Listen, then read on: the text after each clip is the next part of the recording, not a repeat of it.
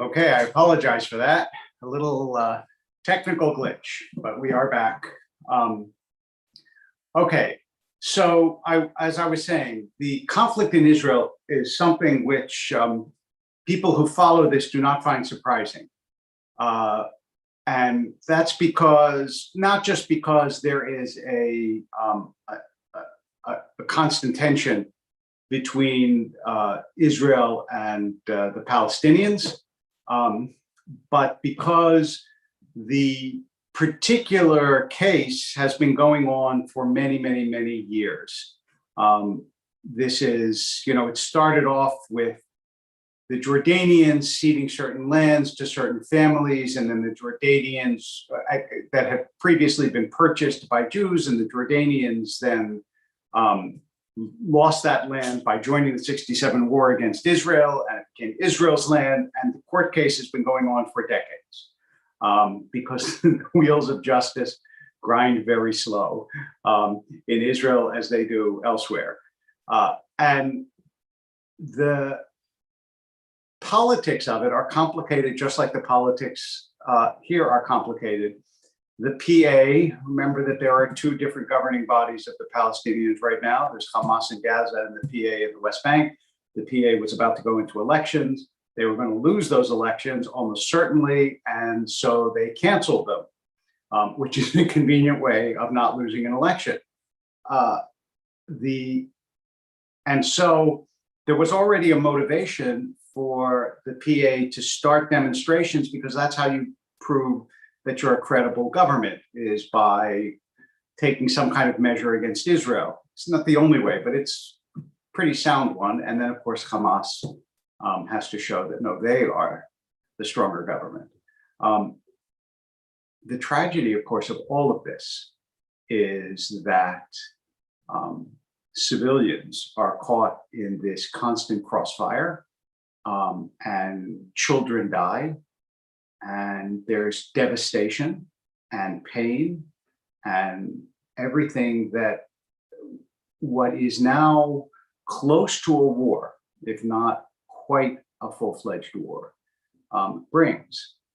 And it reminds us, and I hope that it reminds Americans in some way, of the enormity of the difference between living in a place where your neighbors are Canada, Mexico, and two oceans, and living in a place where you are surrounded by hostile neighbors.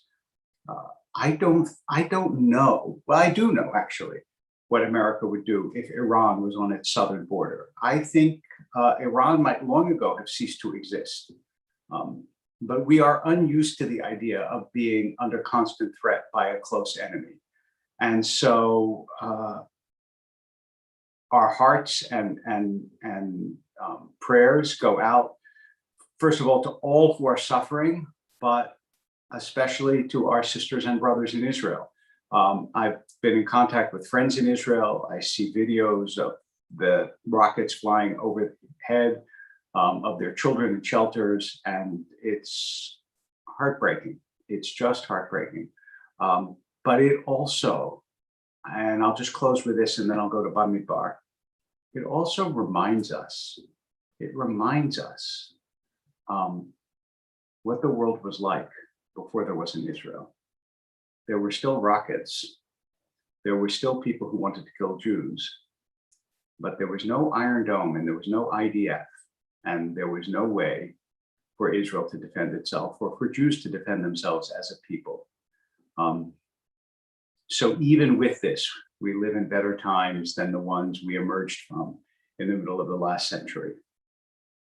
And this in some way fits very well with the theme of Bamidbar, because Bamidbar means in the wilderness. And this is the fourth book of the Bible: Genesis, Exodus, Leviticus, and now Bamidbar, or Numbers. And I'm going to talk about the differences in the title in just a moment. But I want to begin just with the reality that if you were going to pick one of the books of the Bible for the title of the entire Bible, of the entire Torah, that is the 5 books, not the entire Bible, you would call it Bamidbar, in the wilderness, because the vast majority of the book, 4/5 of the book, takes place in exile, a little bit more than 4/5 of the book, outside of the land of Israel, in the desert, in Egypt before that. And so the theme of being in the desert, which is this remarkably powerful theme of not only not being at home, but of the pain and the disorientation and the being subject to the elements being both nature and humanity. That theme is the core of the biblical experience. And so this book is in some ways the paradigmatic book of the Bible, and unsurprisingly contains some stories that are the keys in some ways to the entire narrative that we will get to in subsequent weeks. But I want to say a few words about the difference in title before I get specifically to one or two things about the beginning of the book of Numbers, of Bamidbar. So it's called In the Wilderness, and it's called the Book of Numbers. And remarkably, of course, those two themes are quite different. Numbers is specific and detailed and objective, and Bamidbar, in the wilderness, is the openness, the creativity, the disorientation, as I said. In fact, the rabbis say you have to be patuach kamidbar, open like a wilderness, to receive Torah. What does that mean? You have to be open like a wilderness. In other words, you have to be receptive. You have to be able to take in different influences. You can't receive Torah if you're like this. And so the Torah is given in the wilderness in a place of receptivity and creativity and so on. And yet it requires precision and objectivity and specificity. And that's one of the reasons why Judaism is a tradition of law, because it has that quality of being very exact in its application to the world. And so I love the fact that in English and in Hebrew, the book has two different titles that both represent the two aspects of the human experience and of the Jewish experience. And the reason, by the way, that it's called Numbers is it begins with a census, because you have to know how many people are going to be coming into the land and how the land is going to be divided. And there are also, for reasons of the military, you have to have a census. And eventually for taxation, you have to have a census. All of those things begin at the very beginning of Breshit, of Numbers. And as you flip through it, you will see that each of the tribe and the clans are enumerated and discussed. And then you come to the Haftarah for Midbar, which also talks about the numbers of people, but ends with something very beautiful and very important. This is from Hosea. V'yarastichli leolam, v'yarastichli b'tzedek v'mishpat v'chesed v'rachamim, v'yarastichli be'emunah v'yadat Hashem. I will betroth you to me forever. I will betroth you to me in righteousness and in faith. I will betroth you to me in righteousness and justice, and goodness and mercy, and faithfulness, and you will know God, or be devoted to God. And that ve'erastichli, I betroth you to me, that statement of betrothal is what you say every morning when you wrap the tefillin around your finger, as though you are getting betrothed to God anew each morning. And this, in some ways, is the overarching idea that also has application to the two that we mentioned previously, to openness and specificity. The overarching idea is that all of the Torah is a covenant of love. We're coming up on Shavuot, and on Shavuot, The Torah is like the ketubah, like the marriage contract that God gives to Israel. And the mountain is like the chuppah. It's like the wedding canopy that they stand under to receive the Torah. And the model that the rabbis urge on us is this overarching model of God's love for Israel. And you see it here in Hosea, that the prophets also express this, even as they express rebuke and disappointment, and they talk about how Israel has fallen short. They begin with this narrative of love. And here, there's something in a way that is comparable to modern attitudes and narratives about Israel. So neither I nor anyone I know with whom I have ever spoken thinks that Israel is flawless or close to flawless. And we're all aware of the fact that Israel has some significant deficits, and Israel has not always handled the Palestinian situation well. Sometimes they've handled it very badly. But when you critique something important, it's different if you critique it from the basis of love. So when the prophets yell at the people know that it's criticism that comes from love. When people who love Israel criticize it, it feels different than when people who have this not even buried hostility to Israel criticize it, because then it's not actually about Israel's behavior. It's actually about that underlying hostility. And unfortunately, in the world, there is a great deal of that. Why that is, it could be the subject of another class. But you see here in Hosea that Hosea, like the other prophets, is not reluctant to criticize Israel. But speaking in God's name, it proceeds from a foundation of ahava, of love. And when we begin this book of Bamidbar, at the very first part of it, it says, on the first day of the second month in the second year, God spoke to Moses in the wilderness of Sinai at the tent of meeting, saying, take a census. Now, the issue of counting Israel is a sensitive one, because God has promised that you will be so numerous, you'll be numerous like the stars in the sky, like the sands of the sea. You won't be able to be counted. And it's why if you go into a synagogue, they won't count people for a minyan. In fact, rather than go 1, 2, 3, 4, 5, sometimes people will say not 1, not 2, not 3, because Jews are very clever, and going not 1 means you aren't counting.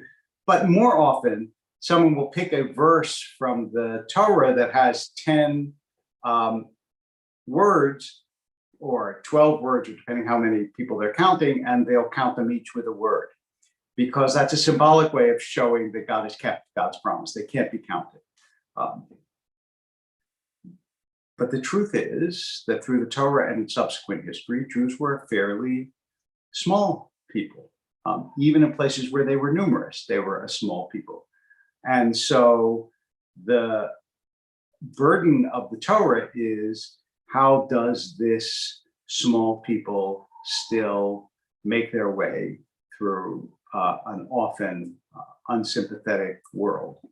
And if you think about it, the idea that this very tiny people has been so determinative in world history, that there is such focus on what's going on in Israel when there are equivalent clashes in other places that don't have anything like the attention of the world riveted on them, is a legacy of this narrative, of this story of Bamidbar, of the Jewish people making their way through the desert, and along the way, creating both the stories and also the principles by which the Western world will govern itself, both in Judaism and also, of course, through its religious offspring of Christianity and Islam.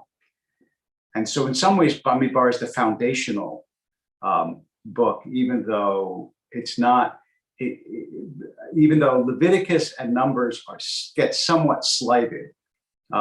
Deuteronomy is Moses' second speech. It contains the second version of the Ten Commandments, the ending of the book, the death of Moses, and of course, Genesis is creation and all the family stories, and Exodus is the Exodus.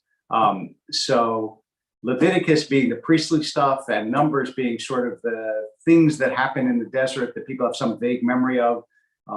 They don't generally get as much focus, but they deserve it because the heart of the Jewish story is what it means to make your way through the wilderness. And even when you get home, you don't get home. It's one of the brilliant innovations of the Torah is to tell a story of going home that never gets home. I mean, it's true in Joshua, they get to Israel, but in the Torah itself, in the 5 books, the Jews remain in the desert. And that being the case, the reality is that the Jewish teaching is that you can't fully be home until the end of time. And today, when we see what's going on in Israel, we understand the depth and the meaning of that teaching, because home is supposed to be a place of safety. And it's very, very hard, even in their own home, for Jews to find home the way we wish that we could. And so, to the question that Marvin asks about why the Jews gave us the Torah, why God gave us the Torah in the desert, at least according to the Midrash, it's so that it would be clear that it was given to the entire world, that it wasn't just a Jewish, that this was the God of all, and it was open, and anyone, in theory, could hear it. There are other answers too, but that's one that the Midrash gives. And the question of where the Jews are given the Torah, there is no place that they're given the Torah. Sinai is traditionally named the place that they're given the Torah. But Sinai is actually not, it does not say that God gave the entire Torah there. Nowhere in the Torah does it say that God wrote all of this or that God gave all of this. Right? God gives the Ten Commandments at Sinai, that's clear, but it doesn't say God gave the story of Korach, which we're going to read in a little while at Sinai. And it wouldn't make sense in some ways, because if Moses knew that Korach was going to rebel in several years, presumably Moses would have acted differently.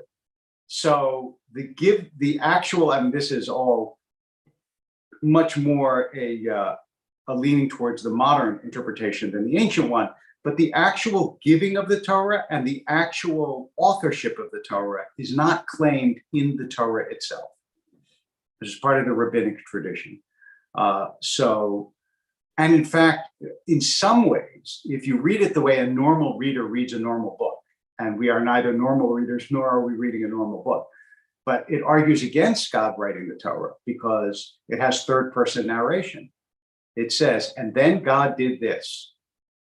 So it suggests that there's a narrator who is not God, who is speaking of God's doing things in the Torah, although obviously this is not the traditional interpretation. The traditional interpretation is God is speaking in the third person about God's own self, which is a way of reading it, and it's not an implausible way of reading. It's been read that way for thousands of years, but it is not a necessary way of reading it.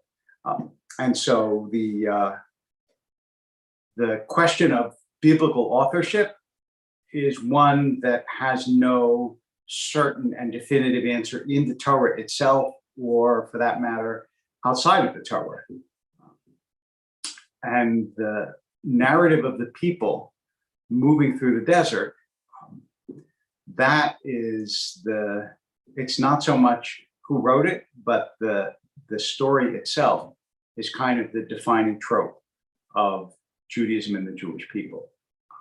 And as I said, in these painful days, it seems particularly apt that we see this insistence on the ephemerality, on the transitory nature of real security in the world. I want to go back for 1 second to the theme that I mentioned of the double titles, of the specificity and the openness. You know, in some ways, this can be represented very well by the figure of Hillel. Hillel being one of the greatest of the rabbis, along with Rabbi Akiva, maybe one of the two most famous and greatest of the rabbis. And Hillel was known for this openness, creativity, so on. He's the one who, when the convert came to him and said, you know, tell me Judaism on one foot, he says, that which is hateful to you, don't do to others.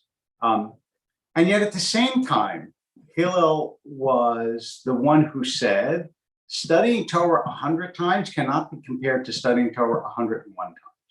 In other words, the idea that that you can be a matmid, somebody who studies over and over and over again and cares about the details and immerses themselves in them, is not contradictory with the idea that you can be creative.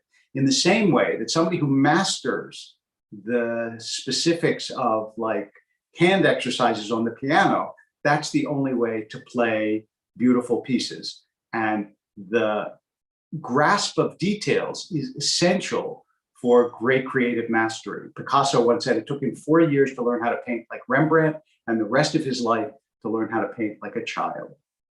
The loosing of creativity requires the mastery of fundamentals first. And that's true in almost every field, that you really do need to know. And so somebody who wants to be creative in Jewish law or Jewish teaching has to master Jewish law and Jewish teaching. You got to do the numbers before you can do the wilderness. And maybe this was part of Israel's problem, was they had not yet learned how to live when they were thrust into the wilderness because they'd been slaves. And so you needed a whole generation to be able to train them, to bring them into the wilderness. And this, to close the whole circle, this is part of the absolutely miraculous nature of the state of Israel. Think about this for a second. Here you had people, almost none of whom came from democracies, right? Russia, Poland, these are not democracies. The Sephardim from the Middle Eastern countries, none of them came from democracies. They came from a place where they had no self-rule, so they didn't know how to set up governments. And they came from a place where they had never been in charge of armies, God knows, or had built armies. And almost immediately,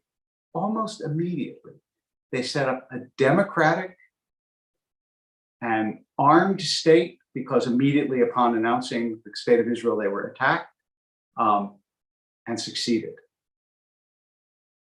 And that is an astonishing historical miracle, just astonishing. I mean, the founders of the state of Israel were Weizmann, Ben-Gurion, Jabotinsky, Achad Ha'am, Herzl. These were people both before the founding of the state, because Herzl and Achad Ha'am obviously were before, and also once the founding, like Ben-Gurion and Weizmann, there were people of astonishing vision who managed somehow to combine both numbers and the wilderness. So anyway, pray for the peace of Jerusalem, pray for the peace of the Middle East. We hope that the fighting will cease soon, and that next week we will be able to speak about the Torah without the shadow of people dying in our ancient homeland hanging over our heads. Okay? Take care. Shabbat Shalom.